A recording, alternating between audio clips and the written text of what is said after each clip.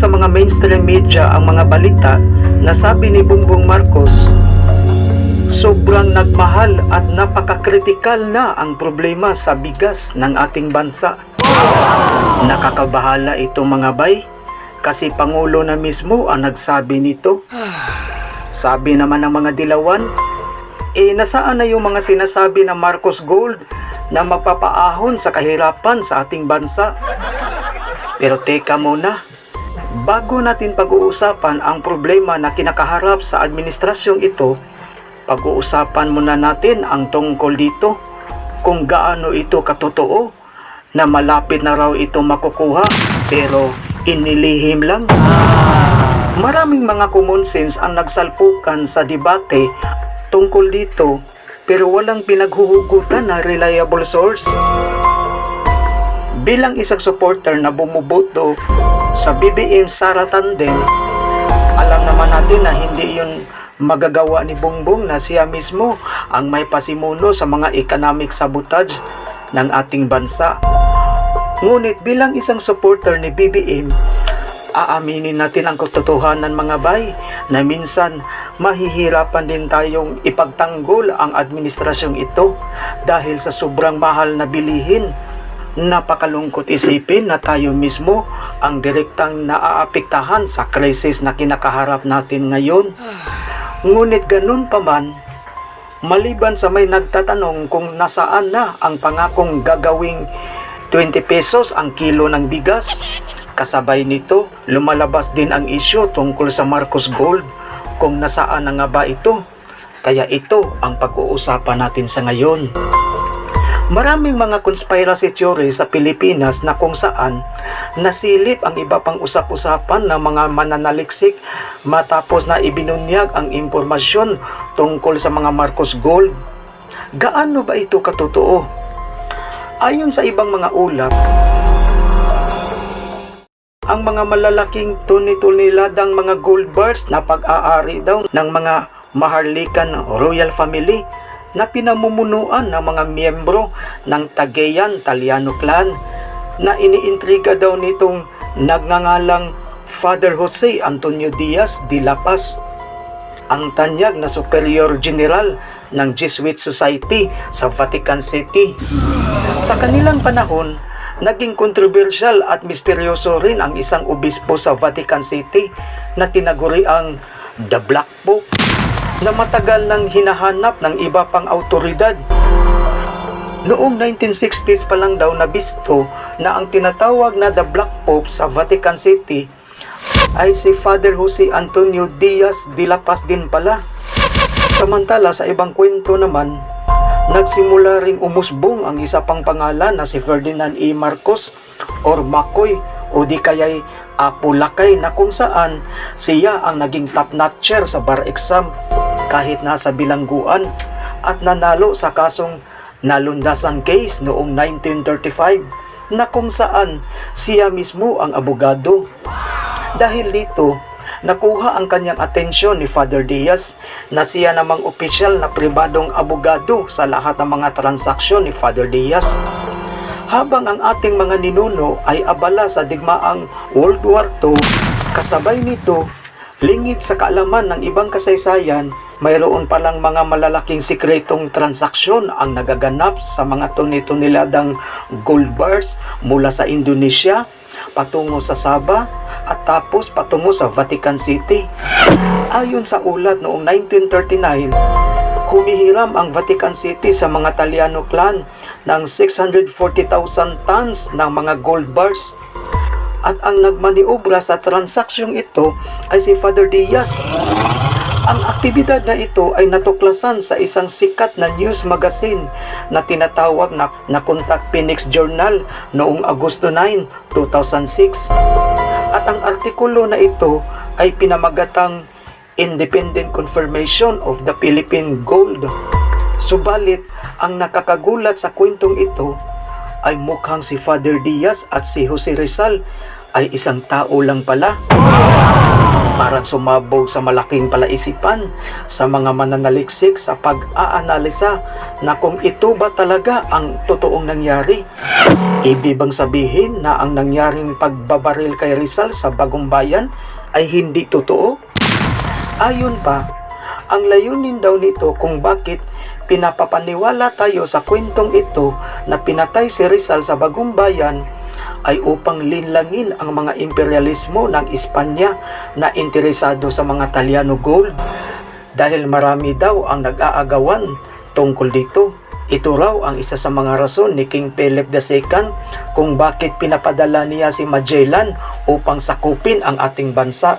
Sa madaling salita, matagal na pala itong kontrobersyal na ang mga toni-toniladang mga gold bars na pag-aari ng mga Tagayan Talyano clan ay pinag-iinteresan ng iba't ibang mga imperialismo sa mga nagdaan-daang mga siglo.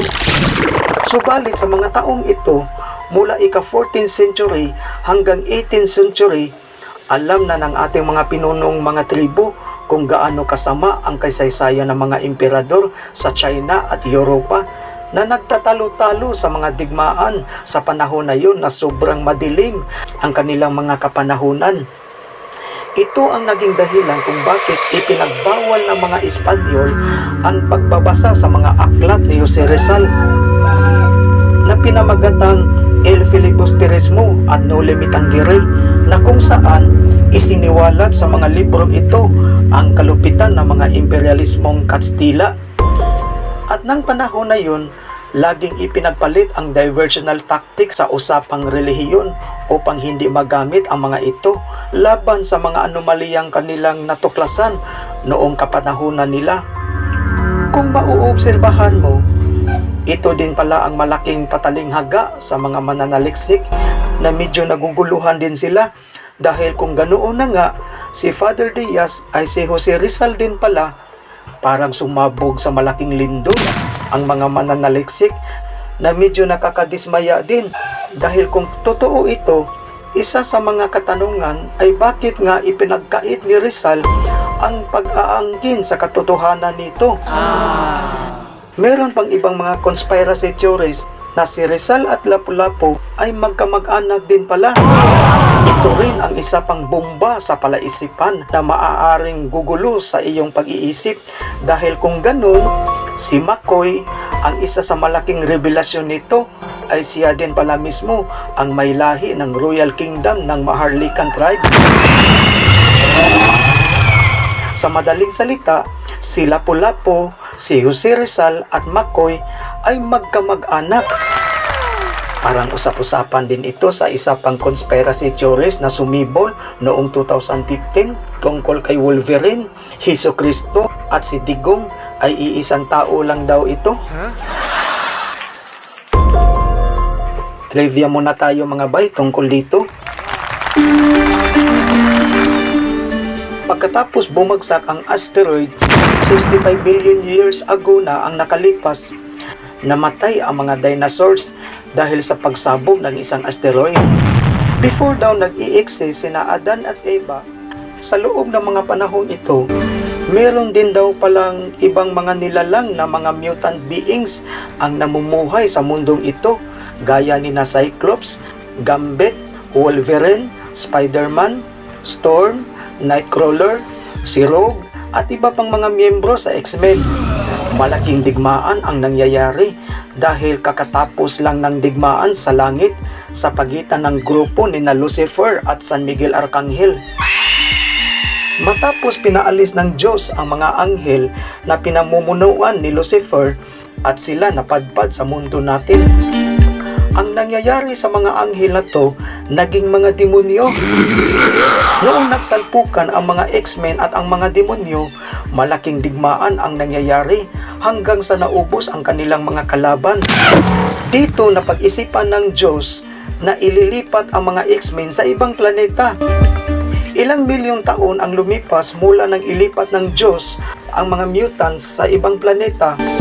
Nilikha ng Diyos si Adan at Eva hanggang sa dumating ang panahon na isinilang si Noe, si Moses, si David at iba pang biblical character. Samantalang sa ibang planeta ng Nibiru, masaya at malaya na namumuhay ang mga X-Men. Ngunit si Wolverine na malikot ang isipan ay humingi sa Diyos na gusto niyang bumalik sa lupa ng Earth. Pinahihintulutan din naman ito ng Panginoon, kaya't pinabalik si Wolverine sa ating mundo at naging si Hesukristo. Ngunit sa isang kondisyon, natanggalin ang kanyang kapangyarihan na nandoon sa kanyang mataas at matalas na mga kuko. Mahirap kasi pag nagalit itong si Wolverine ay ito si Kristo, kasi napakalupit nito, lalo na kung lasing. Dahil sa wala na siyang mga kuko, itong si Wolverine alias Hesukristo, gumawa pa rin ito ng pamamaraan upang makapaminsala sa kanyang kalupitan. Gumawa siya ng latigo at nag-wild sa mga nagtitinda doon sa templo. Mabasa mo yan sa Biblia. Basahin nyo na lang Juan Kapitulo 2, versikulo 15. Kaya nga, napaka-controversial ang pagkabuhay ni Kristo. Sa loob ng 3 araw, matapos ipinako sa krus, ang hindi alam ng karamihan, isa pala itong mutant, si Kristo. Nagdaan ang mga taon dahil sa tindi ng problema ng ating bansa, kasagsagan sa sobrang kasikatan noong paparating pa lang ang eleksyon sa 2016 sa pagitan ni Mar Rojas versus Jojomar Binay, na inakala ng iba na parang wala ng pag-asa ang ating bansa dahil sa kahit sinong magkatunggali ng mga politikong ito, halos walang mapili. At usap-usapan pa nga na muntik na nga raw tayo maging isang narco state kung isa sa mga politikong ito ang nanalo. Ngunit hindi raw nakatiis ang Diyos sa kalalagyan ng bansa natin. Sino bang mag-aakala na bigla na lang sumulpot itong si Digong? Ang isa sa mga conspiracy theory kasi na lumitaw tungkol dito na itong si Kristo ay pinabalik sa mundo natin dahil ang Pilipinas kailangan talagang iligtas sa madilim na kapahamakan dahil mamimiligro ang bansa natin kung isa sa mga politikong ito ang tumakbo sa magkabilang panig na walang mapili kasi puro mga dilawan lang rin daw ang mananalo kahit magkaiba-iba pa ang kanilang mga partido. Ang isyu sa halos muntik na maging isang narco state ang ating bansa kung mananalo si Rojas o si Binay sa panahon na yun. Gusto mo ng prueba mga bay? Tanungin mo si Bantag at ang NTF-ELCAC. Kaya yun ang dahilan na ibinalik si Wolverine alias Kristo at ginawang digong. At siya ang ginamit ng Diyos para sa kaligtasan sa Pilipinas. Ngunit sa isang kondisyon, maliban sa tinanggalan siya ng kapangyarihan sa kanyang matalas na kuko, pinagbawalan na rin siya na gumawa ng latigo upang hindi mauulit yung nangyayari sa Juan Kapitulo 2, versikulo 15 na nag-wild siya sa templo. Ngayon, dahil sa nawala na siya ng mga kuko at latigo, doon niya ibinuhos ang kanyang hugot na sumikat ang isa sa kanyang political will tungkol sa tukhan na tinaguriang kamay na bakal. Walang katiyakan ang istorya na to dahil ito'y isang kwentong barbero lamang sa mga conspiracy theories na lumabas. Kaya balikan natin ang Taliano Gold. Well, hindi natin kailangan sisihin ang mga libro na natutunan natin sa paaralan. Dahil ang baluktot na sistema sa ating edukasyon ang dahilan kung bakit kulang tayo sa iba pang kaalaman. At talagang simula noong elementarya, high school at sa huling pag-aaral natin sa kolehiyo, itinuturing natin na ang kasaysayan na ating ipinagmalaki na akala natin totoo ang lahat. Kaya walang sapat at maliwanag na dahilan na sino ba ang mag-aakala na ang ibang istorya dito ay prank-prank lang pala. Sapagkat meron pang hindi isiniwalat na katotohanan na si Rizal pala ay isang sayantist, isang mayaman, isang doktor na hindi pangkaraniwang inventor. At maliban pa dyan, marami siyang alam na lingwahe gaya ng Chinese, Hebrew, Greek, Latin, Arabic, Vietnamese, Malay, Japanese at iba pang lingwahe. Hindi lang bisraker pala si Rizal, kundi tela na sa pagkakaroon pa ng iba pa niyang katalinuhan kung kaya't ito ang nagiging dahilan na parang rockstar sa mga chicks kapag nagsalita na si Jose Rizal. Wow, hanip, pagtira mga bayno. Ang malaking tanong ngayon, ito kaya ang isa sa mga dahilan kung bakit mataas ang rating ni Bongbong Marcos noong paparating pa lang ang eleksyon sa 2022? Dahil may ibang mga loyalista na meron daw matibay na ebidensya tungkol sa mga Marcos Gold. Sa kabilang dako, mayroon ding iba na kahit na may pagkaalinlangan sa mga kwentong ito, subalit binuto pa rin nila si Bongbong dahil sa kuryosidad sa usaping ito. Mayroon ding ibang bumuto na walang pakialam sa kwentong ito, subalit binuto pa rin nila si Bongbong Marcos dahil tiyak na kung si Leni Robredo, Manny Pacquiao, Isko Moreno, Ping Lacson o sino sa kanila ang magsisilbing presidente, ay wala talagang mangyayari na positibo para sa ating bansa. Mayroon ding iba na bumuboto kay Bongbong Marcos dahil ito ang lihim na itinuturing na tigre sa isiyan na pinakamagaling at nararapat na maging leader sa ating bansa, at siya ang pinakaangkop para sa continuity na sinimula ni Makoy at ni Digong habang pinatatag ni Inday Sara ang kilalang Agila sa Davao. Ito rin ba ang dahilan kung bakit ibinoto ng iba si Bongbong Marcos? Dahil sa mga paratang na ibinato sa mga dilawan na hindi rin may pagkaila sa kanilang kapanahunan ng panunungkulan. Nawala ang tiwala ng taong bayan dahil sa katiwalian ng mga yilugang sa ating bansa. May ibang butante na hindi nakakalimot mula sa 1986 hanggang 2016 ay punong-puno ng walang silbi ang kanilang serbisyo. Iba sa panahon ni Makoy na may ebidensya talaga sa kanyang serbisyo. At dahil sa mga katunayang ito, ang mga taon na nasayang mula sa 1986 hanggang 2016 ay inaasam-asam na gustong ibalik ng taong bayan ang ganyang eksena sa panahon ni Makoy. Kaya muli itong binuhay ni Wolverine ay ni Digong. At nakikita ng taong bayan na walang ibang politiko na qualify sa continuity na inumpisahan ni Makoy at Digong. Kaya walang ibang susunod kung hindi ang tambalang Bongbong Marcos at Sara ang maisusulong upang ibalik ang mga taong ito na minsan tinagurian na rin ito sa kasaysayan na the golden years of the Philippines. Saan ka papapanig sa lahat ng mga katanungan na ito? Saan ka papasok at sumang-ayon sa mga dahilan na ito? Ngunit kung ano-ano pa man, wala nang ibang dahilan sa mga magandang ebidensya na ginawa ng ating dating Pangulo na si Makoy at si Cristo ay Digong. Sumusuporta pa rin tayo at sa patuloy na pagtaas ng kanilang rating ni BBM at Sara maliban sa iba't ibang mga kontrobersyal na bumabalot sa administrasyong ito gaya ng Love the Philippines, isyo sa pagkor, sobrang pagmahal ng mga bilihin at kung ano-ano pa na nakasanayan na natin sa nagdaang mga administrasyon. Ngunit hanggang ngayon, nananatiling misteryoso ang isyo tungkol sa mga Marcos Gold.